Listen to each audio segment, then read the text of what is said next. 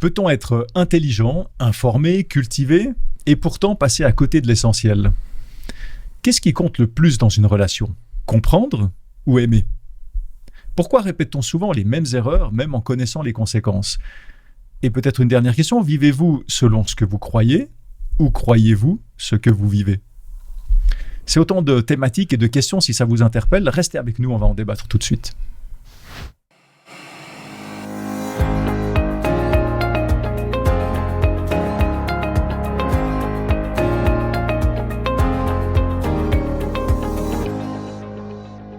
Je vous souhaite une très très cordiale bienvenue, ça me fait très plaisir de vous retrouver cette semaine pour ouvrir la parole de Dieu et pour discuter d'une thématique toujours dans notre trimestre sur les 2 lettres aux Corinthiens, les 2 lettres de Paul aux Corinthiens.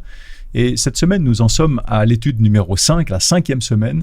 Le titre de notre étude cette semaine est « Tout pour la gloire de Dieu ». Alors, pour discuter de cette thématique, j'ai avec moi 2 invités qui sont sur ce plateau et que je remercie, que j'accueille chaleureusement aussi. Il y a Thiago qui est à ma droite, bienvenue, merci. Pour ta présence ici. Et puis Roland aussi à ma gauche qui est avec moi. Ça me fait plaisir de vous retrouver dans ces chaleurs d'été, mais voilà, c'est la vie, c'est comme ça, on fait avec. Thiago, un mot pour te présenter ? Oui. Alors, je m'appelle Thiago Silva, je suis pasteur stagiaire à l'église adventiste de Luz-Genève. D'accord. Et je suis étudiant aussi, je termine mes études en théologie à la faculté adventiste théologie à Collonges. Collonges, à côté de Genève. À côté de Genève. Très bien. Bienvenue, merci beaucoup pour ta présentation, pour ta présence. Alors, Roland Meyer, je suis bibliste et j'essaye de comprendre les textes de la Bible qui ne sont pas toujours faciles à comprendre. J'ai travaillé une 20aine d'années pour la Fédération de la Suisse romande, les églises adventistes, et puis une 30aine d'années pour la faculté adventiste de théologie à Collonges sous Salève. Voilà. Donc on a les 2 aspects de la vie entre quelqu'un de très expérimenté avec tout son passé qui le suit et puis quelqu'un de plus jeune et qui démarre dans ce ministère. Et ça me fait très plaisir parce que vous êtes très complémentaires. Donc encore une fois, merci pour votre présence. J'aimerais vous poser une première question, alors qui n'est pas directement avec la Bible, mais qui est en rapport avec notre thématique de la semaine. Est-ce que vous êtes plutôt du genre à faire les choses par habitude ou au contraire avec une intention précise, définie, avec un objectif clair ? Est-ce que vous avez peut-être à ce sujet l'un ou l'autre exemple ou une expérience à partager avec nous ? Moi, je suis un homme d'habitude. D'accord. Je fais beaucoup de choses par habitude, par répétition, et le plus je répète, le plus je maîtrise la situation. Okay. Donc, j'en ai besoin, si je ne fais pas les choses comme une habitude, ça va être très difficile à la fin pour moi. D'accord. Voilà, c'est ça. Voilà. Du coup, pour prendre l'habitude aussi, pour être ici à 3DS, il faudra que je t'invite souvent, comme ça tu prends l'habitude. Oui, peut-être. Pour être un peu plus à l'aise, oui, clairement. Ouais, tout à fait. Merci, Thiago. Pour moi, habitude et tradition sont un petit peu des synonymes. Je me suis efforcé, je m'efforce encore à enseigner à mes étudiants que les traditions et les habitudes peuvent être positives à condition qu'on sache les analyser, qu'on sache pourquoi on fait cela par tradition, on fait cela par habitude. Je prends un simple exemple, puisque c'est une émission chrétienne, les cultes. Peut-être des messes pour nos amis catholiques, des cultes protestants le dimanche, des cultes adventistes le samedi. Pourquoi est-ce que j'y vais ? Pourquoi est-ce que j'assiste ? Alors certes, il y a une habitude horaire, il y a parfois même une habitude de place, de situation géographique dans les lieux de culte, mais si je n'y vais que par habitude, il me semble que je perds l'essentiel. C'est que je perds l'attention, la remise en question. Or la remise en question n'est pas un amas de doutes, mais simplement savoir pourquoi j'y vais. Est-ce que j'ai encore envie d'y aller ? Pourquoi ? J'y suis allé depuis mon enfance. Qui a décidé que j'y irais ? Et comment est-ce que je gère cela ? Donc ça veut dire que, en tant qu'être rationnel, que nous sommes tous en tant qu'être humain, certes, nous avons des habitudes qui peuvent être positives, elles peuvent être pernicieuses aussi, les habitudes, si je ne réfléchis pas à la raison de l'habitude. Oui. Merci pour c'est très intéressant parce que des fois, effectivement, dans les églises, on parle un petit peu de ça en disant est-ce que c'est une tradition ou pas. Puis en général, il y a des gens qui se lèvent. Si c'est une tradition, c'est automatiquement négatif. Mais c'est très bien que tu relèves ça parce que toute tradition a une origine et à l'origine, ça avait du sens si on a commencé à prendre cette habitude. Donc avant de définir si la tradition elle est juste ou pas juste, ou bonne ou pas bonne, c'est peut-être bien de se rappeler pourquoi on le faisait à l'origine. Et c'est là peut-être qu'il y a quelque chose à changer, qu'on peut changer l'habitude, le cas échéant, ou la tradition. Donc c'est bien, merci de relever ça. On va rentrer dans le texte biblique maintenant. Et pour ça, avant, je vous invite à prier ensemble. Notre Père, nous voulons te remercier pour cette parole que tu nous donnes, qui est tellement riche en enseignements. Et tu nous permets aujourd'hui de pouvoir l'ouvrir, de pouvoir en parler, de pouvoir focaliser sur certaines choses, certaines paroles que tu nous donnes. Et on a besoin de ton esprit. On te demande ton esprit, Seigneur, pour que tu nous aides dans nos réflexions, dans nos discussions, dans nos paroles, Seigneur. Que ça puisse être des paroles constructives qui nous rapprochent de toi et qui nous aident à mieux te comprendre. Nous te prions au nom de Jésus. Amen. Amen. Cette semaine, le verset central de notre étude se trouve dans la première lettre aux Corinthiens, au chapitre 10, et je vais lire le verset 31. Je vais lire dans la Nouvelle Bible seconde, la NBS. Et Paul nous dit « Soit que vous mangiez, soit que vous buviez, ou quoi que vous fassiez, faites tout pour la gloire de Dieu. » Voilà, un verset relativement court, mais assez très, très riche, très condensé. Et on voit dans ce verset que Paul, il parle de choses extrêmement basiques, extrêmement courantes de la vie quotidienne, puisqu'il est question de manger, il est question de boire, et puis il rajoute aussi quoi que ce soit, faire quoi que ce soit, cette expression, elle est très inclusive, elle est très concrète, mais elle est très large aussi. Et puis, Paul nous dit que tout cela, et même tout le reste, on a envie d'ajouter, tout ça doit être fait pour la gloire de Dieu.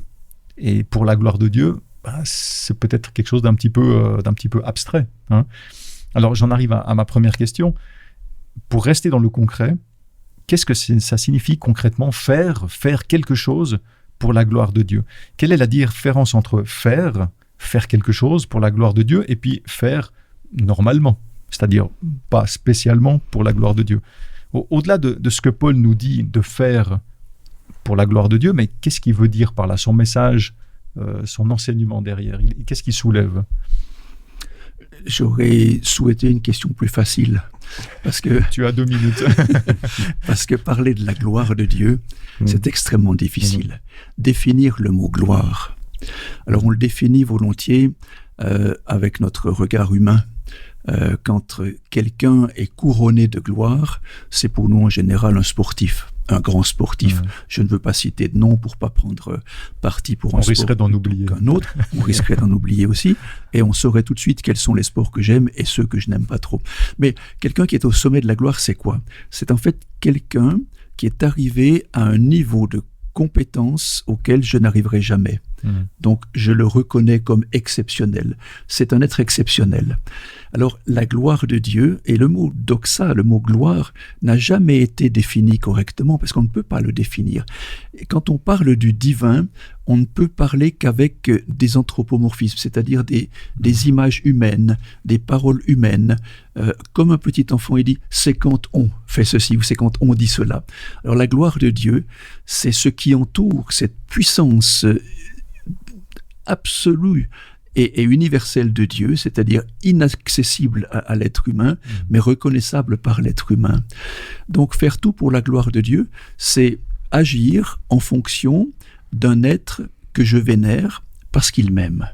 Et je pense que dans cette gloire de Dieu, il y a le retour de l'amour de Dieu aussi. Et donc, lorsque Paul parle de cela, c'est la suite du chapitre 8, du chapitre 9. Il n'y a pas de chapitre à l'époque lorsqu'il écrit. C'est une lettre qui commence au début, qui se termine à la fin. Nous, on a mis des chapitres il y a à peu près 1000 ans de cela, et des versets pour nous permettre de lire. Mais il va parler de choses qu'on verra d'ailleurs tout à l'heure, où les êtres humains ne doivent pas être un scandale pour les autres. Et donc, tout ce que l'on fait, que ça soit manger, boire, faire, pratiquer notre métier, agir dans notre quotidien, le faire pour la gloire de Dieu, c'est le faire en reconnaissance d'un être créateur. Parce que être une créature, ça veut impliquer ne pas venir d'un hasard, ne pas venir de n'importe où, mais venir de la main d'un Père aimant. Et donc, ce que je fais, c'est un retour de l'amour que Dieu me verse en premier lieu. Et puis le fait de définir Dieu, de se rappeler que Dieu est le Créateur, c'est ça qui fait en particulier l'être exceptionnel, qui sa a gloire. Cette gloire. C'est ce qui fait sa gloire. C'est absolument très intéressant. Merci beaucoup, Roland, pour ça. À mon avis, ce texte, il est très spirituel et moi, je l'aime bien. Oui, Paul, il donne d'abord des exemples banals, comme manger et boire. sont des choses, littéralement, des choses qu'on fait tous les jours. Il n'y a pas beaucoup d'importance. Oui, bien sûr, pour la santé, mais dans l'importance de notre quotidien, c'est une chose d'habitude. Et de l'autre côté, il met tout et n'importe quoi. Qu'est-ce qu'on fait dans ce tout? Et j'aime bien l'idée que Paul il met là-dedans, parce qu'il ne met pas l'emphase sur les choses les plus importantes de la Bible qu'on connaît, ou les choses les plus spirituelles. C'est comme si on voit pourquoi Paul il ne parle pas sur la prière, ou sur lire les Écritures, ou faire du bien aux autres. Non, ça veut dire que Dieu, il est intéressé en tout ce qu'on fait. Comment je travaille, comment je achète les choses, comment je parle avec mon épouse, comment j'éduque mes enfants. Tout, Dieu, il est intéressé en tout, même dans les petites choses les plus banales. Et ça me fait rappeler de Jean 15, quand Jésus, il dit qu'il est la vigne et nous sommes les sarments. Nous sommes les sarments, si nous sommes attachés à la vigne, nous sommes les charmants pendant toute notre vie. Pas seulement quand on choisit, pas seulement pour les choses importantes de la vie spirituelle, mais pour tout.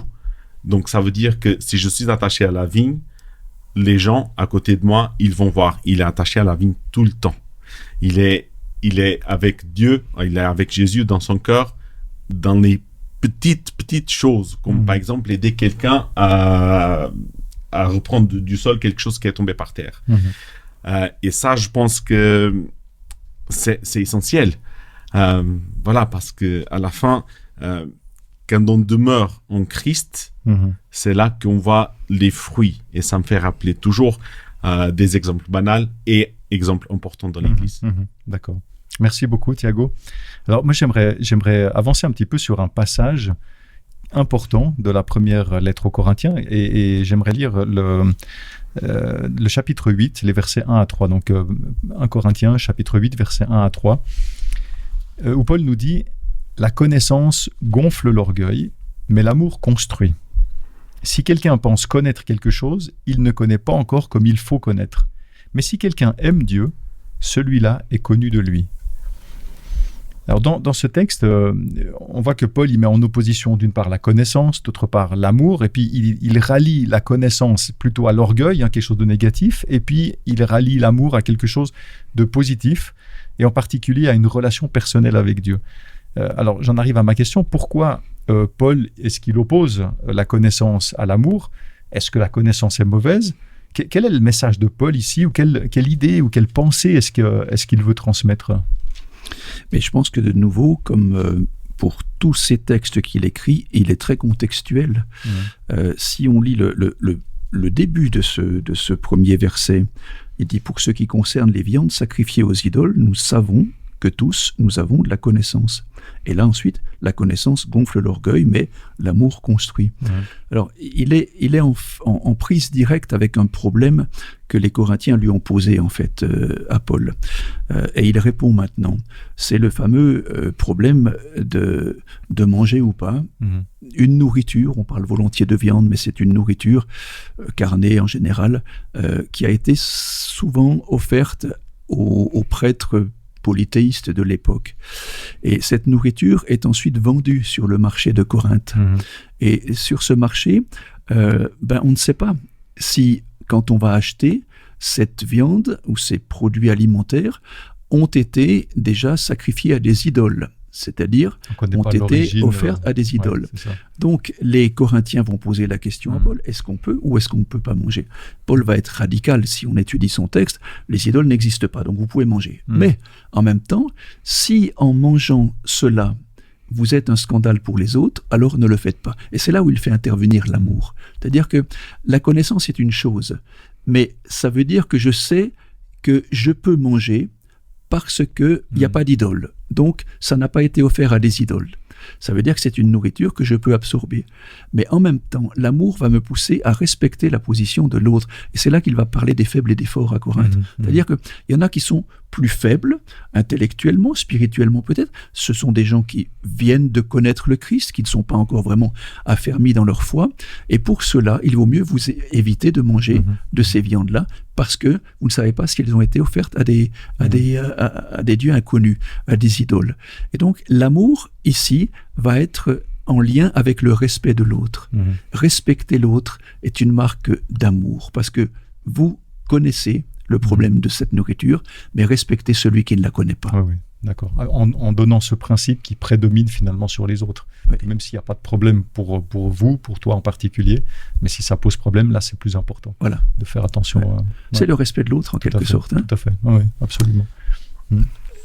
Si tu me permets que je dise, je ne crois pas que Paul il est en train de dire que la connaissance est une mauvaise chose. Ce que je pense, c'est qu'il est en train de dire que la connaissance sans amour et la connaissance avec amour sont deux choses complètement différentes. Et on peut remarquer les Corinthiens, il semble qu'ils avaient la bonne connaissance théologique, mais sans amour, que ça amène à l'orgueil spirituel. Et là, Paul, il parle littéralement pour ça.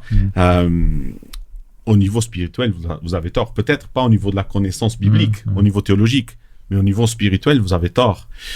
Et ça me fait penser à 1 Corinthiens 13. Beaucoup de théologiens, ils résument ou ils répondent avec 1 Corinthiens 13 pour les chapitres 8, 9 et 10. Il y en a pas mal de choses que, par exemple, les Corinthiens, ils valorisent la connaissance, les dons, le statut, la liberté. Et là, Paul, il va répondre avec 1 Corinthien. Ok, vous avez tout ça. Et l'amour, il est où? Parce que sans amour, ça veut rien du tout. L'amour, ce que vous êtes en train de faire, c'est vous étudiez la parole, vous étudiez même le Christ, mais vous ne vivez pas le Christ. Et ça change complètement. Paul ne corrige pas seulement la doctrine, mais l'attitude spirituelle des Corinthiens. Tout à fait. Ouais. C'est très intéressant ce que tu dis, et puis j'invite vraiment chacun, aussi ceux qui nous écoutent, qui nous regardent, à vraiment réfléchir à ça, parce qu'il y a énormément d'implications dans notre vie de tous les jours. De faire quelque chose, et alors je pense à quelque chose par exemple de tout simple, dire la vérité. Alors on peut aller vers quelqu'un et lui dire la vérité, et puis on dit mais c'était la vérité, j'ai le droit de le dire, c'est la vérité. Ben oui, mais selon si tu as de l'amour, tu vas peut-être le dire, ou d'une manière, ou peut-être ne pas le dire. Et on peut penser à la même chose quand on parle du Christ autour de nous, quand on va peut-être dire que nous on comprend que le sabbat biblique c'est le samedi, et puis qu'on va vers nos amis catholiques qui font le dimanche. On peut aller vers eux en leur, entre guillemets, passez-moi l'expression, en leur balançant la vérité. Et puis on dit mais c'est la vérité, donc j'ai le droit et je dois le dire. Et c'est là qu'on se rend compte que ça change complètement si on introduit cette notion d'amour. Est-ce qu'on veut juste balancer une vérité à quelqu'un, ou est-ce qu'on veut essayer de lui faire comprendre, de l'influencer, peut-être qu'il comprenne quelque chose, peut-être de l'aider dans son cheminement, et ça, la démarche elle change complètement s'il y a cette notion d'amour. Ça se répercute partout dans notre vie en fait. On pourrait dire aussi que la vérité doit se voir sur l'individu qui prétend la vivre. Tout à fait. Oui, ça change la vision sur la personne qui a le Christ. Donc, on voit que la personne, elle vit le Christ, et que il n'a pas besoin même de parler, parce qu'à travers ses actes, on arrive à voir les attitudes, peut-être, on arrive à voir le caractère du Christ. C'est juste. J'aimerais avancer un petit peu dans notre étude et prendre un texte qui se trouve, alors toujours dans la première lettre aux Corinthiens, au chapitre 10, et puis je vais lire les versets 1 à 6. Alors Paul, il écrit « Mes frères, je ne veux pas que vous l'ignoriez. Nos pères ont tous été sous la nuée, ils sont tous passés au travers de la mer, ils ont tous reçu le baptême de Moïse dans la nuée et dans la mer. Ils ont tous mangé la même nourriture spirituelle et ils ont tous bu le même breuvage spirituel. Ils buvaient en effet à un rocher spirituel qui les suivait, et ce rocher, c'était le Christ. Pourtant, la plupart d'entre eux n'ont pas été agréés par Dieu, puisqu'ils ont été abattus dans le désert. Ce sont là des exemples pour nous, afin que nous n'ayons pas de mauvais désirs, comme eux, ils en ont eu. » Alors, dans ce texte, qui est de nouveau assez riche, hein, on sent les paroles de Paul, c'est du béton, hein, c'est lourd, il y a de quoi faire. Hein. Mais dans ce texte, Paul, il prend en exemple les ancêtres du peuple d'Israël, hein, d'où ils viennent, notamment à l'époque de l'Exode hors d'Égypte. Et puis, Paul dit que tous ces ancêtres, ils ont fait la même chose. Ils avaient tous le même mode de vie, la même connaissance de Dieu. Et pourtant, comme résultat final, il dit que malgré ça, Dieu, il a agréé certains d'entre eux et d'autres non. Et dans la suite du texte, les versets 7 à 11, alors je vais pas les lire ici, mais Paul il cite plusieurs péchés, plusieurs choses que certains ont fait et qui expliquent pourquoi Dieu n'a pas agréé certains. En les prenant, donc il prend ces exemples-là comme exemple pour nous aujourd'hui, pour nous aider à apprendre du passé, pour nous aider à comprendre et à suivre la volonté de Dieu. Alors, comme j'ai dit, je ne vais pas lire les versets 7 à 11, ce serait un petit peu plus long. Mais par contre, j'aimerais vous laisser les commenter et expliquer ce que Paul essaye de dire. Pourquoi est-ce que Paul il fait une liste des péchés des autres ? Pourquoi est-ce qu'il faut s'arrêter à cette liste ou pas ? Qu'est-ce qui ressort de ce discours de Paul qui nous aide aujourd'hui dans notre relation avec Dieu ? Qu'est-ce qu'il faut faire ou éviter de faire ? Peut-être avant de dire deux mots sur cette liste, j'aimerais reprendre le début de cette péricope que tu as lue. On voit déjà que Paul connaît ses classiques.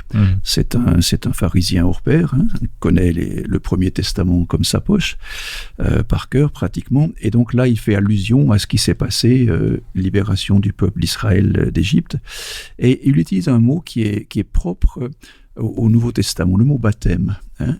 C'est-à-dire, il y avait cette nuée du Christ, de Dieu, qui les accompagnait, et puis la traversée de la mer va être pour lui comme une sorte de baptême. En même temps, le mot baptême, dans le texte biblique du Nouveau Testament, et aussi dans les textes périphériques, est un mot à double sens. Il signifie certes immerger, être immergé, mais en même temps entrer dans la souffrance. Lorsque le Christ, par exemple, on retrouve ce texte dans chapitre 10 de l'évangile selon Marc, il dit à ses disciples, vous ne pouvez pas être baptisés du baptême dont je vais être baptisé. Il parle de sa mort. Et dans d'autres textes de Philon d'Alexandrie, par exemple aussi, ou de Flavius Joseph, on retrouve ce même mot lié à une notion de destruction et de souffrance. Donc ça veut dire que à la fois le peuple, il est libéré d'Égypte, mais en même temps, il vit dans une tension, une souffrance, mais cette souffrance, elle est baptismale. Et Paul va être le seul à nous donner dans Romains chapitre 6 ce que c'est que le baptême, l'explication du baptême. C'est l'entrée dans la mort du Christ et la sortie du tombeau dans une vie nouvelle. Alors, on espérait qu'à partir de cette libération d'Égypte, on arrive à faire entrer ce peuple dans une vie nouvelle, une relation nouvelle, après ce baptême, après cette souffrance, après cette difficulté. Et finalement, liste ou pas liste, ce que nous dit Paul, c'est que la vie continue. La vie du baptisé. On peut être baptisé en tant que tout petit bébé pour les croyances populaires d'un baptême nécessaire quand on est enfant, ou une croyance de baptême d'adulte pour d'autres religions chrétiennes. Le baptême ne garantit rien. Le passage de la mer Rouge ne garantit rien. Le salut se réajuste. Ce n'est pas un acte de libération d'Égypte ou un acte de libération parce que j'ai passé par les eaux du baptême en tant qu'adulte et conscient de ce que j'ai fait, qui va me donner de facto et obligatoirement accès au salut. Le salut se réajuste. Il m'est donné. La libération d'Égypte est accordée au peuple d'Israël, Paul le dit. Mais en même temps, ma conduite, mon éthique ensuite va générer mon cheminement, va me conduire dans les bons ou les mauvais endroits, dans le droit chemin ou le faux chemin. Et finalement, je peux être condamné, non pas par Dieu, mais par les œuvres que je fais, c'est-à-dire par les pensées que j'ai, par les chemins de traverse que je prends, qui ne sont pas la volonté de Dieu. La volonté de Dieu était de libérer, Paul dit, le peuple de la souffrance et de l'amener dans un pays de liberté totale. Le baptême, si je prends le Nouveau Testament, c'est de passer de la mort du Christ à sa résurrection. Mais sa résurrection n'accorde la vie éternelle qu'à celui qui le veut bien. Ce n'est pas un objectif de Dieu que d'imposer sa volonté à l'humanité. Il laisse le choix à chaque individu. D'accord. Et ça reste toujours une problématique actuelle. Oui, effectivement.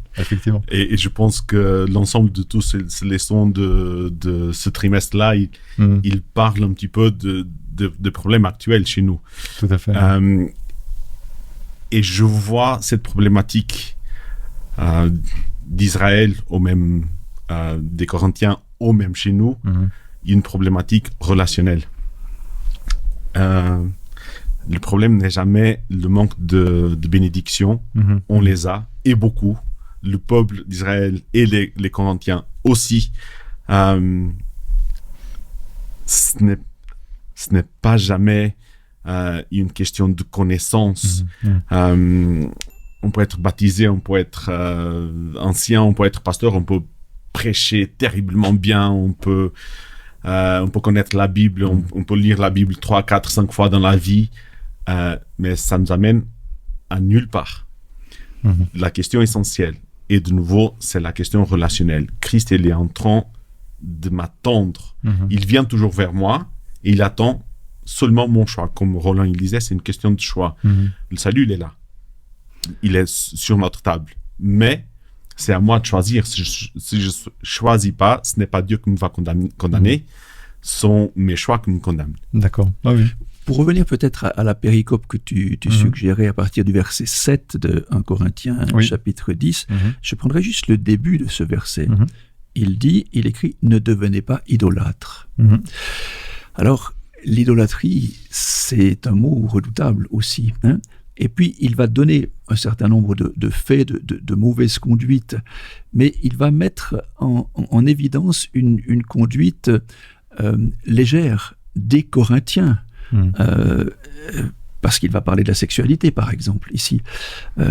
Donc, ça veut dire que l'inconduite, qu'elle soit sexuelle, qu'elle soit une inconduite physique, morale, intellectuelle, l'inconduite va me pousser à me séparer d'un objectif. Et à partir du moment où je perds le regard de Dieu, qui est l'objectif de l'humain, parce que juste avant, il parlera au chapitre 9 aussi, de ceux qui courent dans le stade et qui remportent la victoire. Ce n'est pas grâce à eux, c'est grâce au Christ qu'ils le font. Donc ça veut dire que l'objectif, c'est le Christ, l'objectif, c'est Dieu, l'objectif, c'est le salut. Mais en même temps, dans ma vie, je peux être idolâtre de quantité de choses. Je peux être attiré par tellement d'aspects intéressants de l'existence qui occultent complètement ma vie spirituelle. Et c'est en fait, il donne quelques exemples, comme dans toute liste, elle est incomplète cette liste, mais l'essentiel, il me semble, c'est de dire, comme lui, ne devenez pas idolâtre, c'est-à-dire ne changez pas votre ligne de conduite qui va vous faire déraper, qui va vous faire manquer le virage et partir dans les décors. Autrement dit, la droite ligne, c'est celle qui me permet de répondre au salut qui m'est offert. Non pas de gagner le salut, mais de répondre au salut qui m'est offert. Ouais, tout à fait. On voit qu'on est exactement dans la même ligne que ce qu'on a vu tout à l'heure, dans le verset précédent, où on voit qu'il y a ce qu'on fait de manière basique, de manière habituelle ou non, et puis il y a ce qui est sous-jacent. Avec quel esprit, avec l'amour, on parlait de l'amour ou pas, on voit qu'il y a ce côté spirituel. Et on voit bien dans la ligne de Paul qu'il essaye de mettre ça en avant en disant l'important, c'est pas ce que vous faites. Alors ça peut être important ce qu'on fait ou pas, mais c'est plus important de savoir qu'est-ce qui vous anime à faire ça, et puis vers quoi vous avez les yeux tournés, vers quoi vous avez votre regard, et qui vous amène à faire ces choses-là. Ça me fait rappeler un petit peu de l'Odyssée. Et la lettre à l'Odyssée de Jean en Apocalypse. Ouais. Ça, en fait, le message, il est pratiquement le même. Oui. Tu es riche, mais tu ne sais pas du tout que tu es pauvre, très pauvre. Au niveau spirituel, ils ont rien, comme justement comme un Corinthien. Et Paul, il a averti les Corinthiens, la proximité du Christ, c'est l'essentiel. Si vous n'avez pas cette proximité, donc, vous êtes loin du but. Et ça me fait rappeler encore Matthieu 7, 22 et 23 aussi, quand Jésus, il dit, vous allez me dire, nous avons fait des miracles en ton nom, des beaux miracles et tout ça. Mais après, Jésus, il dit, non, je ne vous connais pas du tout. Et on peut être très actif dans l'Église. On peut prêcher encore, on peut servir comme personne d'autre, être toujours dans l'église le premier et le dernier à sortir. Ça peut se passer durant 20, 25, 30 ans. Mais ça peut arriver quand même qu'après ces 20, 30, 40 ans, je ne connais pas encore Dieu. Ouais. Ça devrait interpeller chacun, je pense. Ouais. J'aimerais continuer un petit peu dans notre étude et dans la suite du texte. Donc, on a parlé de Paul qui fait cette liste des péchés des ancêtres juifs. Et dans les versets qui suivent, donc je suis toujours dans la première lettre aux Corinthiens, chapitre 10, mais cette fois-ci les versets 14 et 15, Paul, il nous dit « Aussi, mes bien-aimés, fuyez l'idolâtrie », tu parlais de l'idolâtrie, Roland, « Fuyez l'idolâtrie, je vous parle comme à des gens avisés, jugez vous-même de ce que je dis. » Alors, on voit bien en lisant l'ensemble du texte, et on l'a déjà mis en évidence, notamment au début de notre discussion, que la thématique centrale, c'est l'idolâtrie, c'est comment, vers quoi on se tourne, sur quoi on se base pour faire des choses. Mais j'aimerais développer un peu plus en avant cette notion avec vous. Quand on parle d'idolâtrie, est-ce que peut-être plusieurs d'entre nous pensent, ou peut-être plusieurs d'entre nous, de ceux qui nous écoutent, qui nous regardent, pensent à peut-être une petite statuette devant laquelle on se prosterne, etc. C'est une image un peu cliché, non pas fausse, mais en tout cas certainement désuète, certainement plus très d'actualité. C'est quoi l'idolâtrie aujourd'hui ? Où est-ce qu'on la trouve, l'idolâtrie ? À quoi est-ce qu'on doit faire attention ? Et puis, peut-être une question importante aussi, comment s'en protéger ? Alors, de nouveau, le contexte des Corinthiens, avant de venir à cette réflexion actuelle, lorsque Paul visite Corinthe, il est vraiment en présence d'un monde dont il n'a pas, lui, l'habitude. Parce qu'en tant que juif, ayant vécu dans la région de la Judée, il vivait avec d'autres contemporains ou d'autres civilisations. Là, il entre de plein pied dans une civilisation gréco-romaine avec des centaines, pour ne pas dire des milliers d'années d'antécédents d'idolâtrie de différentes divinités. À tel point qu'il va dire aux Corinthiens, en se promenant dans Corinthe, alors qu'il y avait beaucoup de temples, on le voit encore maintenant dans les sites archéologiques de l'ancienne Corinthe, il y a énormément de temples, il dit, mais votre temple, c'est pas ce que vous voyez là, les Corinthiens, c'est vous-même le temple. Donc, regardez-vous et la relation que vous avez avec Dieu. Ensuite, il va parler de la vie sociale de ces Corinthiens, en disant, on sait qu'à Corinthe, il y a beaucoup de prostitution. C'était un métier comme un autre qui était reconnu par l'État. On gagnait bien sa vie avec la prostitution, qu'elle soit masculine ou féminine. Et Paul va dire, mais non, mais pas dans le christianisme, pas dans l'Église. Après, il y a les riches qui se gargarisent de leur richesse et puis qui laissent tomber les pauvres. Et puis, il y a les philosophes qui se détachent de la vie spirituelle. Donc, si vous voulez, chacun à Corinthe, dans ceux qui côtoient Paul, font preuve d'une certaine idolâtrie, c'est-à-dire d'un chemin qu'ils prennent et qu'ils les égarent de ce que Paul vient prêcher. Ouais. Et je pense que si on répercute maintenant, 2000 ans après, à notre époque, on a des temples partout. Maintenant, ça peut être des temples, une imagerie, ça peut être la technologie, ça peut être les voitures, ça peut être purement religieux, ça peut être nos maisons multiples, ça peut être les voyages quantité parce que je ne fais que cela dans ma vie par plaisir, ça peut être les fréquentations, ça peut être tout et n'importe quoi. Et je ne veux pas donner de liste parce que dans les églises, lorsqu'on donne une liste, on va condamner immédiatement. Mais chacun d'entre nous est capable de donner une liste. Et je dirais simplement que c'est vraiment, l'idolâtrie, c'est vraiment le lieu où je vis, où je me baigne, où je patauge littéralement, et ça me coupe du circuit divin, quelque part. Et c'est ça le contexte des Corinthiens. Et Paul va stigmatiser certains lieux d'idolâtrie que j'ai essayé de faire rapidement, mais que l'on peut faire quand on lit les deux épîtres aux Corinthiens, en particulier la première d'ailleurs, et l'épître aux Éphésiens aussi, parce que Éphèse et Corinthe, à 400 km de distance, c'était les mêmes types de villes. Donc l'idolâtrie, c'est un lieu de vie, c'est un lieu dans lequel j'ai l'impression d'être bien, et de m'endormir dans cette opulence et finalement dans cet égarement. Et Paul va dire non, il y a mieux à faire que de vivre une telle vie. C'est de nouveau la croix, le tombeau vide, la résurrection du Christ. Il revient toujours au même schéma. C'est très intéressant. Moi, je rebondis sur une chose que tu as dite. Tu ne veux pas faire de liste. Et je suis d'accord avec toi. Mais peut-être j'invite chacun, et puis c'est peut-être aussi dans une démarche, comment est-ce que je peux, quelque part, commencer à vaincre l'idolâtrie dans ma vie? On a chacun notre liste. Je crois que c'est clair. Il faut l'accepter. C'est une réalité. On est tous humains. On a tous nos travers. Et peut-être une première étape, ce serait peut-être d'en prendre conscience de cette liste. Et que si on fait une liste, qu'on fait la liste de soi-même. C'est-à-dire, chez moi, dans ma vie, c'est quoi où je risque de tomber? C'est quoi qui prend peut-être un peu trop de place dans ma vie? Alors, le but, c'est pas de se culpabiliser, c'est pas ça. Le but, c'est juste d'en prendre conscience.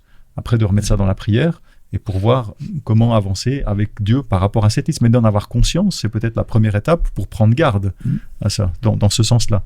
Un des problèmes que nous avons aujourd'hui en tant que chrétiens, c'est qu'on fait un bilan très clair des autres, mais peut-être le nôtre, il est un peu plus difficile. Oui, absolument. C'est une tendance qu'on a, de regarder vers l'autre, tout à fait. Alors que finalement, ce serait mieux de se regarder soi-même. Il parle, Paul, à mon avis, de la grande problématique, c'est qu'est-ce qui occupe ton cœur le plus. Et le problème pour moi, ce n'est pas les choses qu'on décrit comme la liste. Qu'est-ce que je mange, où je gaspille de l'argent. C'est plutôt, je mange avec qui. Mes finances, elles sont réglées pour qui. Comment gérer mon argent. Qui est dans mon cœur? C'est qui occupe mon cœur? Est-ce qu'on les choses banales de la vie ou c'est plutôt le Christ? Parce qu'à partir du moment que c'est le Christ, les choses banales, elles sont plus là. Et à la fin, c'est la même chose de dire que l'idolâtrie, elle commence dans mon cœur à partir du moment que les petites choses commencent à grandir et occuper la place de Jésus dans mon cœur. Et tout à l'heure, tu parlais de la statue, qui n'est pas une statue physique. Ça peut être aussi, mais ce n'est pas normalement ce qu'on est en train d'étudier là. Mais si on voit l'exemple de la statue, et les statues, elles ne sont pas gigantesques. Normalement, elles sont petites, en tout cas pour avoir à la maison ou pour avoir dans les églises. Mais si je prends l'exemple là de la statue, c'est comme si je laisse grandir la statue petit à petit. Et à partir du moment qu'elle grandit beaucoup trop, je n'arrive plus à voir le Christ. Et ça occupe la place du Christ et ça ne me permet pas d'avoir une connexion avec le Christ. La question pour moi, ce n'est pas à quoi je dois faire attention, mais à qui je dois faire attention. Au Christ ou à mon corps, à mes désirs, un côté ou l'autre. Je ne peux pas servir de Seigneur. Je dois servir un Seigneur. À partir du moment qu'il y a un autre que entre dans ma vie, là, je sers déjà un autre Seigneur. Oui. C'est intéressant cette notion que tu mets en évidence sur l'aspect relationnel, vraiment de ramener ça à une relation, parce que finalement ça empiète la relation avec le Christ, donc le remettre au centre et de voir l'idolâtrie comme étant d'abord quelque chose de relationnel et avec qui. Et c'est très intéressant. En même temps, c'est très difficile de définir le moment où je tombe dans l'idolâtrie, parce que nous vivons dans un monde, nous sommes physiques, nous avons besoin d'argent, nous avons besoin de nous déplacer, de faire des voyages, de gagner de l'argent, de vivre dans des maisons, de manger le mieux possible ou le moins mal possible. Donc nous avons besoin de tout cela. Est-ce de l'idolâtrie que d'avoir un compte en banque bien fourni pour assurer nos vieux jours? Est-ce de l'idolâtrie que de profiter d'un petit peu d'argent pour découvrir d'autres sociétés, prendre l'avion et faire des voyages? Et en même temps, on ne nous demande pas de vivre dans un monde de privation totale. Mais absolument. En même temps, comme tu le disais très justement, quelle est la priorité de l'être que je veux respecter, que je veux adorer? Est-ce une statue ou est-ce le Christ précisément? Mais en même temps, les choses de tous les jours, elles sont là, elles sont inévitables.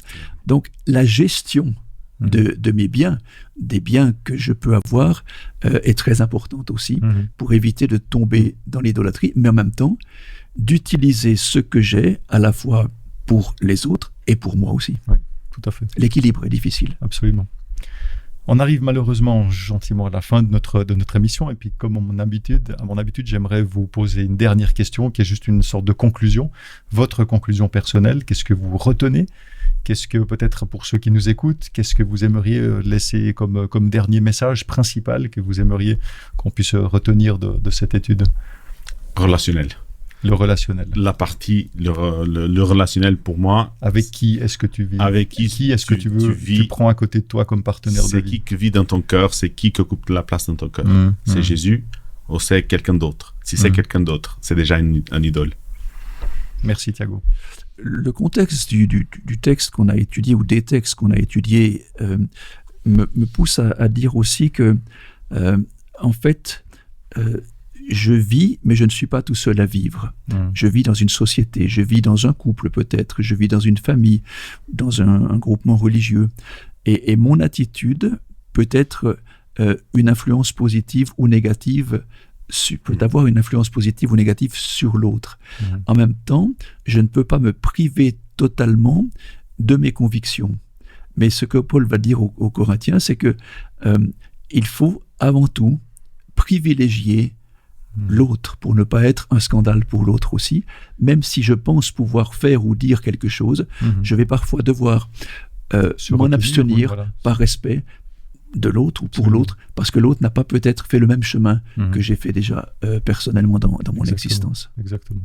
Deux très belles conclusions. Merci beaucoup pour votre participation, pour vos commentaires, pour vos réflexions. Ça nous enrichit, ça m'enrichit. J'espère que ça enrichit tout le monde et tous ceux qui nous regardent. On se reverra, comme je crois que vous l'avez déjà dit la dernière fois, et vous avez vu, on s'est revus, donc on se reverra encore. En tout cas, merci beaucoup pour votre présence. Ça m'a fait très très plaisir de partager ces moments avec vous. C'était très enrichissant. Voici les 5 essentiels de la semaine. Premièrement, Paul rappelle que la vraie foi ne se réduit pas au savoir. Sans amour, la connaissance devient orgueil. Deuxièmement, aimer Dieu et aimer son prochain doivent guider nos choix, même dans les détails du quotidien. Troisièmement, Paul renonce à certains droits pour ne pas devenir un obstacle à l'évangile. Quatrièmement, l'histoire du peuple d'Israël avertit les croyants d'aujourd'hui. Privilèges spirituels ne garantissent pas la fidélité. Et cinquièmement, l'idolâtrie ne se limite pas au statut ou image. Elle commence dès qu'autre chose prend la place de Dieu. Voilà, ça m'a fait plaisir de passer cette émission avec vous. J'espère que vous avez eu du plaisir aussi, que ça vous a aidé dans votre recherche, dans votre étude de la Bible. N'hésitez pas à partager cette vidéo, n'hésitez pas à nous mettre un petit pouce, un petit like, à vous abonner aussi si ce n'est pas déjà fait pour être averti dès qu'il y a des nouvelles vidéos qui vont sortir. Et puis, il ne me reste plus qu'à vous souhaiter une très très bonne semaine et à vous dire à bientôt. Au revoir.